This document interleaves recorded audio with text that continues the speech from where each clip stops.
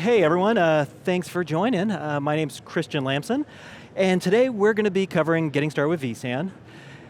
And what I wanted to do, first off, remind you, at the very end of the lab there will be a survey that pops up, so if you're able to fill that out, that would be fantastic. Honest feedback is appreciated. And this is what we're going to cover. We're going to give a brief introduction. We're going to talk about how the lab was built, because it's actually been a bit different this year compared to previous years. And we're going to go over the lab experience, and then what I want to do is, after we give the presentation, we'll tell you which labs to start off with, and then I want to set you wild, right? And then we can walk the aisles, walk the rows, make sure everyone is doing great. And honestly, I just want to have fun with the lab, because it's actually a really good lab, a really good introduction to vSAN. So just to introduce you to the team, I already mentioned myself, Cristian Lamson. I'm a cloud infrastructure engineer. I'm based just outside of Austin, Texas. My counterpart in the back is Diane Scott. She is a staff solution engineer based out of California, and we had two additional individuals that helped work on this lab. We have Jim LaFollette, my counterpart. He's based out of Massachusetts, and then one of the gentlemen who helped bring this all together from the infrastructure standpoint is John Browne, based out of Ireland. And so we've done something a bit different this year when it comes to how we construct the vPods. So everything we're doing here is based off, we did the development within vCloud Director. And previously, for every individual lab we would have a single pod, right? And the pod is defined by its own set of virtual machines, the nested ESXi environment that you may be playing in, things along those lines. And by having an individual pod previously for every single lab meant QA, test, development, all that, there was a lot more flows to make that happen. So what we decided to do is create more of a megapod, because we could utilize the scale of the cloud, and that would simplify things on the QA and testing. And we wanted that megapod to be able to accommodate multiple labs, multiple use cases. So for this pod, we have 23 layer 1 virtual machines. And what we mean by that when we say layer 1 VMs, it's not the networking term. We're talking about virtual machines that are directly on the hypervisor, as opposed to the nested virtual machines that are within those virtual machines, right? So yeah, 23 layer 1 virtual machines, 3 terabytes of storage, and 288 gigs of memory. For every single station you're logged into right now, that's how much resources go into the pod. And so what I'm going to do is I'm going to take a step away from this. I want you all to follow along real quick. Is everyone logged in? Okay, perfect. What I want to do is in the lab, and I'll show you right now, I want you to go to step 12. There's a preparation script that we're going to kick off to get the environment ready for the getting started with vSAN lab. And what I want you to do, there's a folder on your desktop called Lab Prep. I want you to open that. And then you will see a file, it's the second one, lab-prep-2-vSAN. Go ahead and open that up. And I want you to start module 1. And it's going to go ahead and kick off a PowerCLI script that's going to get the environment prepped. And by the time I'm done with my presentation, you will be off to the races. So perfect. So while that's kicking off, I want to let you know, we do have quite a few labs specific to vSAN. So the one we're doing right now is the 2409-31-HCI, and that is the getting started. We're going to cover things such as storage policy-based management, capacity and performance monitoring, as well as operations and security. We are also going to cover, or we're not going to cover on this one, but we also have the advanced topics with vSAN. That's where we're going to cover things like HCI mesh, vSAN stretch clustering, and file services. There is another one, quick start with ESA. So ESA stands for Express Storage Architecture. It is a new vSAN architecture. It's not replacing the original storage architecture. We're going to have two routes here. But ESA is going to be targeted for all NVMe deployments. So that way we can get the best performance out of all the NVMe drives. And then there's also an Odyssey lab, and this is where we're going to do the gamification. We give you a task, and we don't tell you how to do said task. You will go ahead and do it on your own, and you will be scored based off how fast you can do it in, as well as how correct you are. And the Odyssey stuff is going to be behind me. You may have seen like the semicircle in the back there. So yeah, let's get into the introduction to vSAN. So vSAN first came out around the 2014 timeframe, right? And the goal was to be able to aggregate all the drives inside all the servers within a single cluster and create a shared pool of storage, in a nutshell, right? So if I have 6 servers in a single cluster, and each of those servers has 8 drives each. We want to take all those drives and create a shared pool of storage that we can house our virtual machines on.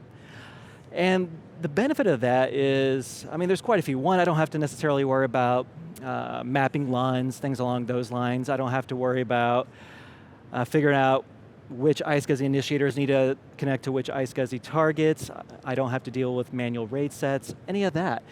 And so one of the benefits, or one of the questions that comes up is, well, what do you do for availability? How do you make this highly available?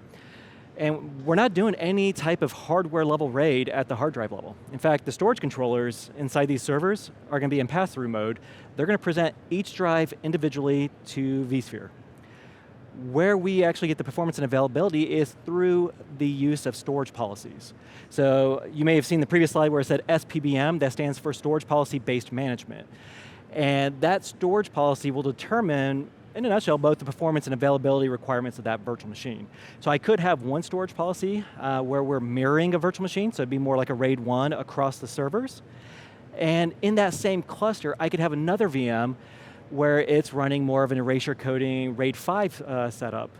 So again, on a VM level, the kind of the RAID policy becomes a characteristic of the virtual machine. And then vSAN will act on it to ensure that the virtual machine itself is highly available. All this is done through vCenter. There's not going to be a separate interface to deal with. From a lifecycle standpoint, since this is integrated into vSphere, anytime I upgrade ESXi, vSAN also gets upgraded at the same time. There's no separate lifecycle management between the two. And as far as the type of applications, we can do your traditional applications, we can do cloud native applications, you name it, it will be able to run on vSAN. And I mentioned that vSAN came out around the 2014 timeframe. In fact, we don't even have the 5.5 vSAN, which would have been over on this side here. But what I wanted to show you is the development has been constant, it's been continuous, and we're always adding new features and even new architectures, right? And so you can see every step of the way, we've been adding features.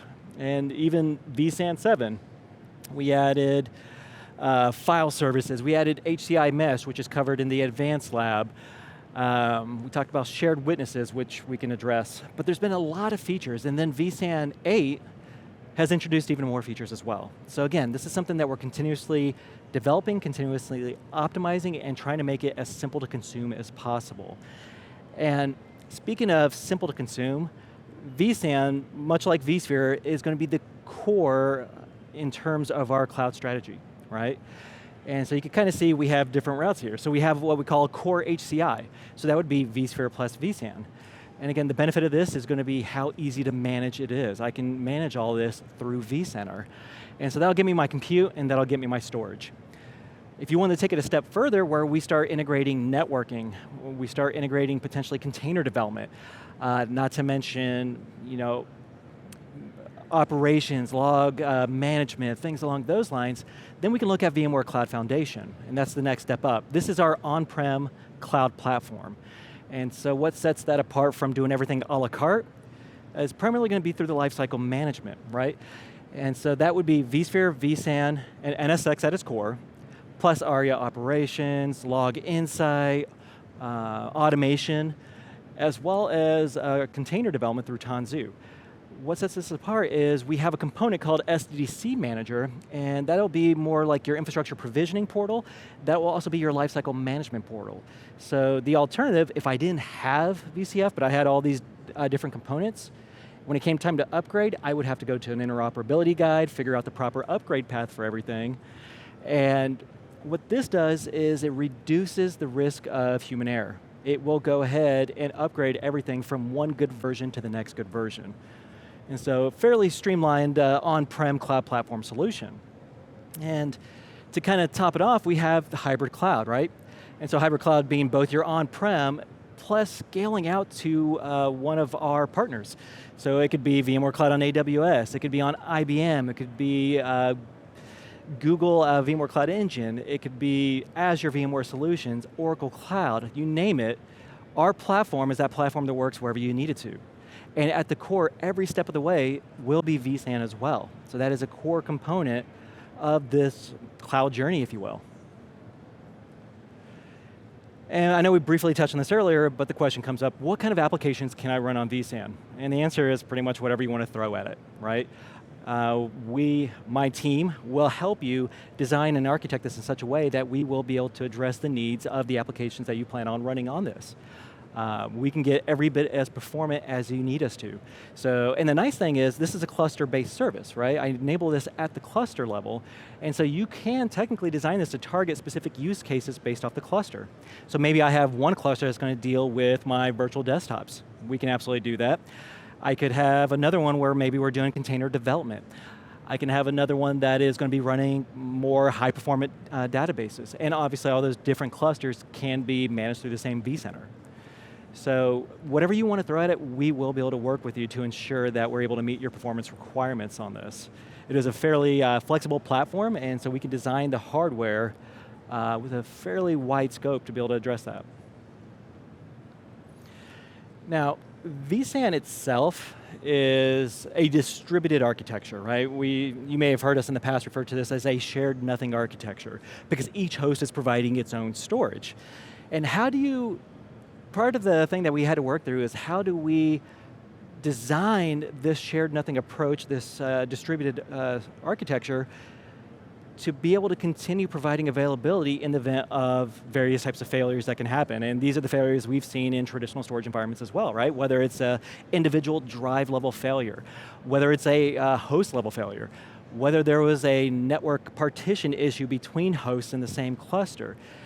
And when those failures happen, we had to figure out what's the best way to remediate those to ensure that the availability was meeting whatever the storage policy defined. And this was a tough and tall order for us to be able to achieve. And part of it was kind of making this an object-based storage, right?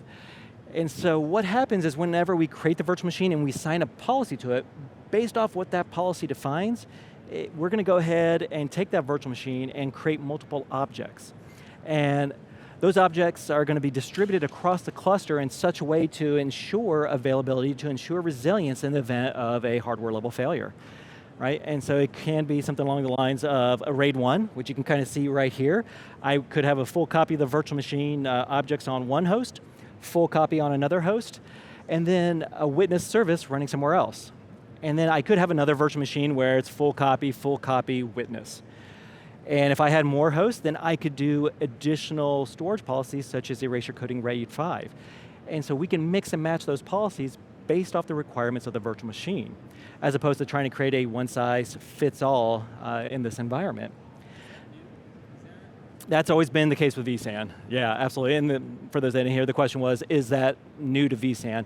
Now, vSAN, that was one of the first things that we talked about was the storage policy-based management when vSAN first came out, is being able to apply the right policy to the right VM. And the other thing is we can change those policies without downtime to the virtual machine as well. So if I want to take a virtual machine that was a RAID 1 because I was really worried about write performance, and over time I'm like, maybe I don't need that much write performance, but I want to reclaim some capacity because RAID 5 will use less capacity than RAID 1, we can convert that later down the road. And so that's definitely one of the nice things here. And the policy itself, I've been mentioning that we can apply it to virtual machines. We can get a bit granular if you really wanted to. So I could take a virtual machine, or a storage policy, apply it to multiple virtual machines.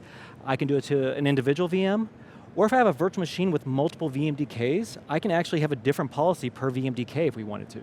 So we can be as broad or as granular as you need us to be, no problem. And so I mentioned this is an object-based store, right? And so a virtual machine is comprised of multiple objects. You can see the different object types here, right? We have the VMDK object, so that would refer to the virtual hard drive of that VM. We have the home namespace, so that's going to be the one that has the virtual machine folder that includes the NVRAM file, the BIOS file, all those, like the VMX files. All those files will fall under the VM home namespace. Every time you power on a VM, we'll create a swap object for it. If you create snapshots in the original storage architecture, that will also create an additional object as well.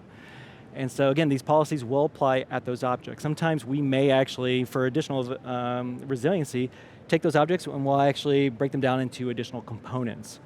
And so you can kind of look at that object as the leaf, if you will, or yeah, the leaf, or it's going to be, you can refer to the object as a branch and then the components as like the individual leaves on that. And we'll spread these across different disks as well as different hosts to ensure availability. And what happens in the event of various failures such as drive level failure, networking, host, et cetera? Well, the nice thing about it is if vCenter goes down, and this is more on the management side of things, if vCenter itself goes down, we have a distributed management plane, which means I can log into an individual host and still be able to get visibility into my vSAN environment, right? On top of that, we've separated our management plane from the data plane itself. So even when vCenter happens to be down for some reason, vCenter is going to continue to operate as per usual, no issues there. The vCenter appliance?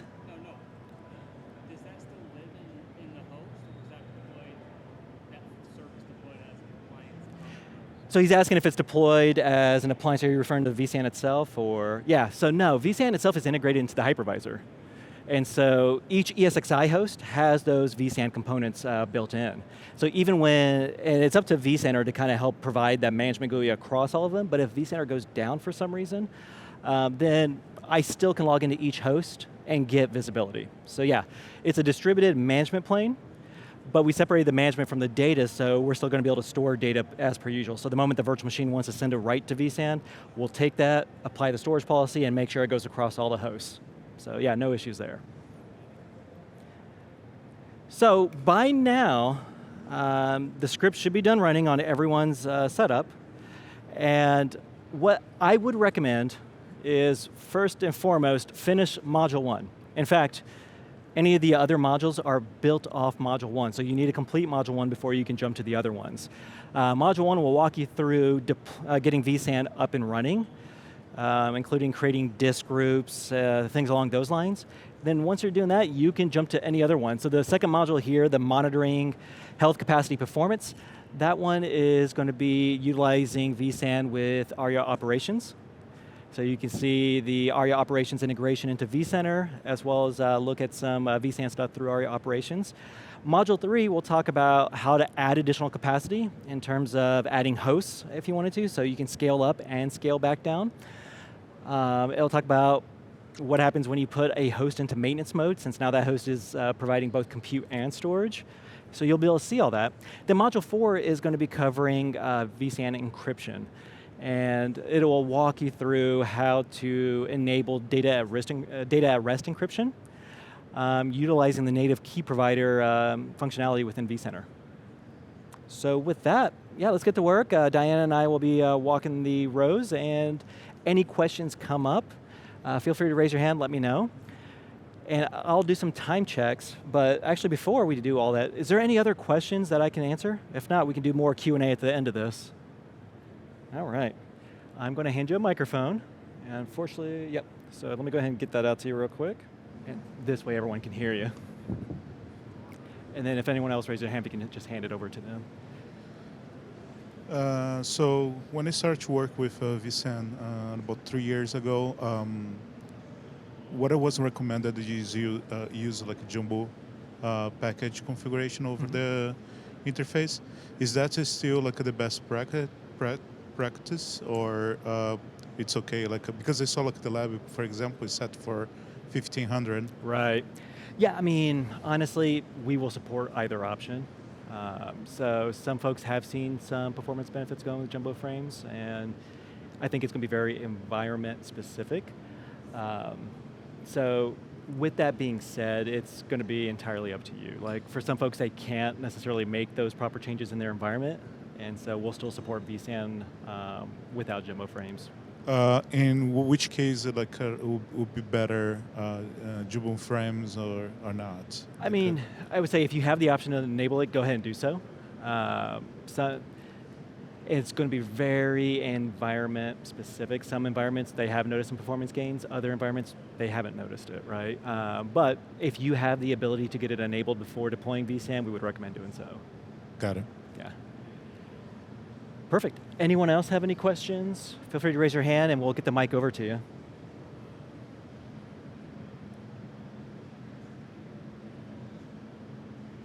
All right, well, like I said, we have about 10 minutes, so feel free to continue with the lab, and really appreciate you being here.